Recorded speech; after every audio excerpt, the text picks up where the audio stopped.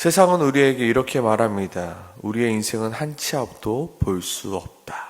세상은 우리의 인생을 한 치 앞도 볼 수 없는 인생이라 말하고 있습니다. 그러나 하나님에게 있어 우리의 인생은 처음부터 모든 것이 계획된 인생입니다. 하나님에게서는 한 치 앞도 보지 못하는 인생이란 없습니다. 처음부터 끝까지. 내가 태어나서부터 내가 죽는 이 세상까지. 이 세상이 탄생할 때부터 이 세상이 어떻게 끝날 때까지 모든 것을 계획해 놓으신 것이 바로 하나님이십니다. 또한 우리에게 오늘이라는 날은 매우 새로운 날이고 한 번도 경험해 보지 못한 오늘입니다. 그러나 하나님에게 있어 이 오늘은 전혀 새로울 것이 없는 날입니다. 왜냐하면 하나님께서 이 세상을 만드시기 전부터 이 세상의 모든 것을 계획해 놓으셨기 때문입니다. 그리고 하나부터 10까지 모든 것을 하나님이 돌보시고 계시기 때문입니다. 이 세상 그 무엇도 하나님이 돌보시고 계시지 않는 것은 하나도 없습니다. 그럼에도 우리는 늘 불안해하고 늘 염려합니다. 내 인생이 조금만이라도 어두워지면 불안해하며 두려워합니다. 분명 하나님을 나의 아버지라 고백하며 나의 아버지는 전능하신 하나님이라 고백함에도 불구하고 우리는 여전히 불안해하며 여전히 두려워합니다. 그 아버지가 모든 것을 계획하셨고 그 아버지가 모든 것을 돌보시며 모든 것을 인도하고 계심에도 불구하고 우리는 여전히 불안해하고 두려워합니다. 그렇게 나의 불안과 나의 두려움 때문에 우리는 하나님께서 계획해서 놓으신 그 길 앞에서 주저앉고 또 주저앉고 마는 것입니다. 하나님은 오늘 본문을 통해서 우리에게 이렇게 말씀해 주고 계신데요. 내 인생에서 가장 어두운 시간이 이제는 내 인생에서 가장 밝을 시간이다라고 말씀하고 있습니다. 내 인생에서 가장 어두운 시간이 내 인생에서 가장 어떻게 한 시간이라고요? 밝아질 시간이라고. 내 인생이 가장 어두워서 내가 주저앉고 낙심하고 포기하고 있는 그 순간이 하나님께서 바로 일하시며 내 인생을 밝혀가실 시간이라 말합니다. 내 인생의 막장이 보입니다. 더 이상 갈 곳이 없는 막장 같은 인생입니다. 그러나 하나님께서 내 인생의 막장을 터널로 뚫으사 그 빛 가운데로 걸어가게 하시는 하나님이시라는 것입니다. 어쩌면 이삭이 태어나기 그 전해 아브라함이 99살까지 아브라함의 인생은 어둠의 시간이었습니다. 하나님께서 약속은 해주셨지만 그 약속이 이루어지지 않아 아브라함은 답답하고 또 답답하였을 것입니다. 그리하여 또한 현실적으로 아브라함과 사라의 나이가 계속해서 많아질수록 또한 더 이상 자녀를 낳을 수 없는 그 나이까지 오면서 아브라함은 주저앉게 되고 아브라함은 포기할 수밖에 없었습니다. 그리고 엎친 데 덮친 격 자신의 살던 땅에서 다른 땅으로 옮겨가게 되면서 이어지는 아비멜렉과의 사건을 통해서 아브라함은 인생 전체를 통틀어 가장 어두운 시간을 아마 보냈을 것입니다. 아브라함을 한번 묵상하면서 아브라함이 얼마나 속으로 자책하며 또한 후회하고 있었을까. 아브라함은 계속해서 아마 내가 왜 그때 그곳에 갔을까? 내가 그곳에 가지 않았더라면 내가 그때 왜 아무것도 하지 못했을까? 내가 그때 용기 내어 행동했으면 이라는 후회와 자책 가운데 살아갔습니다. 아브라함은 수많은 시간 동안의 자책함을 후회하며 자기 자신에게 실망하고 또 실망했을 것입니다. 그러나 하나님은 아브라함에게 말씀하신 대로 아브라함에게 아들 이삭을 허락해 주심으로 아브라함의 인생 통틀어 가장 어두웠던 그 시간을 어떤 시간으로 바꾸셨습니까? 가장 밝은 시간으로, 가장 빛나는 시간으로 한순간에 바꾸어 놓으셨습니다. 바로 21장 5절에서 8절이죠. 아브라함이 그의 아들 이삭이 그에게 태어날 때 100세라. 가장 어두웠던 그 시기였는데요. 가장 밝은 시기로 바꾸셨죠. 사라가 이르되 하나님이 나를 웃게 하시니 듣는 자가 다 나와 함께 웃으리로다.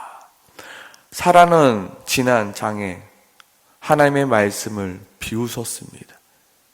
내 나이가 벌써, 내 남편의 나이가 벌써, 나는 자녀를 낳을 수 없습니다. 가장 어두운 시간을 보냈죠. 그런데 어떻게 해요? 하나님이 나를 웃게 하셨다. 그리고 모든 사람이 나와 함께 웃게 되었다라고 말합니다. 또한 아이가 자라매 젖을 떼고 이삭이 젖을 떼는 날에 아브라함이 큰 잔치를 베풀었더라. 정말 아브라함의 인생은 빛나는 그 시간 가운데 살아가고 있었습니다. 그러나 그 다음 절, 그 아브라함과 반대로 이삭이 태어남으로 또다시 가장 어두운 시간을 보내는 한 여인의 이야기가 등장합니다. 그리고 그 여인의 이름은 누구입니까? 바로 하갈입니다. 하갈은 원래 사레의 여종이었습니다. 그러나 창세기 16장에 보면 사레는 하갈을 통하여 자녀를 얻고자 하는 욕심으로 하갈을 아브라함에게 보내었고 결국 하갈은 임신하게 되었습니다. 그래도 하갈은 아브라함의 자녀만 임신하면 내 인생도 조금 편해지겠지, 내 인생도 조금 환한 날이 오겠지라고 생각했지만 오히려 하갈의 삶은 더욱더 어둠으로 빠져들고 말았습니다. 결국 하갈은 자신의 여주인의 그 핍박을 이기지 못하여 자신의 여주인을 피하여 도망가게 되었으나 그곳에서 하나님을 만나게 되었고 하나님께서 하갈에게 말씀하게 되었죠. 너는 여주인에게로 돌아가라. 내가 너의 자녀 또한 아브라함에게 주셨던 그 약속대로 너의 자녀 또한 내가 큰 민족을 이룰 터이니 너는 내 주인에게로 돌아가라. 그렇게 하갈은 하나님의 말씀에 그 약속을 믿고 순종함으로 자신의 주인에게로 다시금 돌아가게 됩니다. 하갈이 돌아가서 어떠한 인생을 살았을까요? 사라가 잘 대해줬을까요? 하갈, 그래, 내가 너한테 못 대해줬으니까 내가 이제부터 잘해줄게 라고 하였을까요? 하갈의 인생 또한 점점 어둠과 힘듦과 고통 가운데 들어갔겠죠. 하갈이 임신을 하고 배가 불러오고 아이가 태어나면서부터 사레는 더욱더 하갈을 못사게 굴고 그 아이를 못사게 굴었을 것입니다. 아브라함이 그 이스마엘을 챙길 때마다 하갈은 눈의 가시처럼 그 이스마엘을 핍박하며 또한 하갈을 못살게 굴었을 것입니다. 그래도 어떻게 해요? 하갈은 참고 또 참았겠죠. 하갈은 또 버티고 버텼겠죠. 하나님께서 내 아이를 큰 민족으로 삼아 주신다고 하셨으니까 그 약속을 믿고 버텼겠죠. 그런데 하갈의 인생의 최대의 바닥에 정점을 찍게 되는 사건이 일어나게 되죠. 그때가 언제라고요? 바로 이삭이 태어나는 그 해예요. 모든 사람들은 이삭이 태어나서 기뻐하고 즐거워하고 있지만 이삭이 태어남으로 찬밥이 되는 사람은 누구입니까? 이스마엘이죠. 하갈이죠. 사레 또한 말하고 있습니다. 이제 이삭이 태어났으니까 기업 물을 자는 이스마엘이 아니라 이삭이니 이스마엘을 내쫓읍시다. 저요, 하갈과 이스마엘을 내쫓아 버립시다. 그렇게 한순간에 하갈과 이스마엘은 막장과 같은 인생 가운데 놓이게 되었습니다. 어떻게 해요? 하갈과 이스마엘은 광야 가운데 방황하고 있습니다. 더 이상 마실 물조차 없어서 이제 다 같이 죽자. 이제 우리 인생 포기하자. 더 이상 희망이 없다라고. 지금 하갈은 막장 끝에 도달하게 된 것입니다. 원래 막장이란 것은요, 광산에서 쓰이는 용어입니다. 탄광에서 더 이상 파고 들어갈 수 없는 그 끝지점을 이루는 말이 바로 막장으로 더 이상 갈 수 없는 곳을 말하는 것입니다. 하갈의 인생은 더 이상 갈 곳이 없습니다. 내가 도대체 어디로 갈까? 갈 데가 없습니다. 마실 물조차 남아있지 않아 이제 우리 죽자라고 이야기하고 있는 그때 하나님께서는 또다시 하갈의 인생 가운데 가장 어두웠던 그 순간을 가장 환한 순간으로 바꾸어 주고 계십니다. 하갈이 모든 것을 포기한 그 순간 하나님은 하갈에게 또다시 나타나서 말씀하시죠. 뭐라고 말씀하고 계십니까? 두려워하지 말아라. 일어나 아이를 일으켜 내 손으로 붙들라. 그가 큰 민족을 이루게 하리라. 그렇게 하갈은 하나님께서 다시금 눈을 뜨게 하사 샘물을 보게 하셨고 자신의 가죽 부대에 물을 다시금 채울 수 있게 되었고 다시금 일어나 소망을 꿈꿀 수 있게 되었습니다. 그의 인생이 막장이라 여겨졌지만 하나님께서 그의 눈을 다시금 뜨게 하사 막장 같은 인생이 다시금 터널 같은 인생이 되게 된 것입니다. 터널은 무엇입니까? 어둡지만 끝이 있는 것이 터널입니다. 어둡지만 빛 가운데로 걸어갈 수 있는 것이 바로 터널입니다.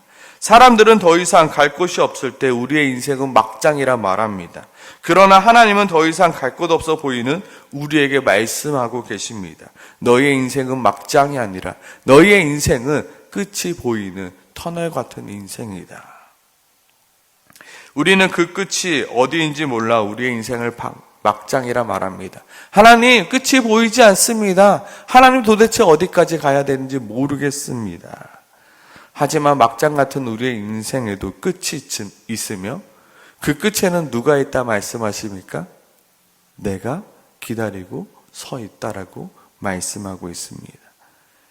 그 끝에는 언제나 하나님이 기다리고 계신다 말씀하고 있는 것입니다. 우리의 인생은 막장이 아닙니다. 우리의 인생에 답이 보이지 않지만 그 답은 언제나 하나님께 있습니다. 우리의 인생에 해결되어지지 않을 것 같은 문제들이 보이지만 하나님이 그 인생의 모든 것을 해결해 놓고 계십니다. 우리의 인생 가운데 우리는 미래를 알 수 없는 인생, 한 치 앞도 알지 못하는 인생이라 말하지만 처음부터 끝까지 모든 것을 계획해 놓으셨고 모든 것을 알고 계시며 모든 것을 이미 해결해 놓으신 그 하나님이 계시다는 것을 우리는 잊지 말아야 합니다. 하나님께서 하갈에게 말씀하셨습니다. 일어나 아이를 일으켜 내 손으로 붙들라. 그가 큰 민족을 이루리라. 그리고 하나님은 우리에게 말씀하고 계십니다. 두려워하지 말아라. 내가 너와 함께하리라.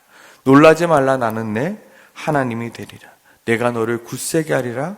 참으로 너를 도와주리라. 참으로 나의 의로운 손으로 너를 붙들리라 말씀하고 있습니다. 혹시 내 인생이 막장이라 여겨져 지금 오늘 본문 속 하갈처럼 주저앉고 있지는 않습니까? 하나님, 더 이상 길이 보이지 않습니다.